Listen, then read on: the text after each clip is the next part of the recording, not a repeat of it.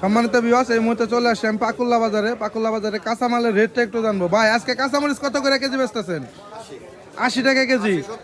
70। আচ্ছা, আর হলো সিম কত করে বেচতেছেন? আর এই যে শশা?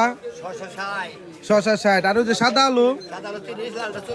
সাদা আলু 30, লালটা হলো 40। আর গাজর কত করে বেচতেছেন? গাজর গাজর আর কফি, এই যে শীতের দিনের কফি? 25, 30। বাগুন? বাগুন 30, 40। তো সুন্দর দাম। আর ওই যে কি কয় ধইনার পাতা? 10 টাকা আটি। দাম কিন্তু খুব সীমিত হয়ে আছে।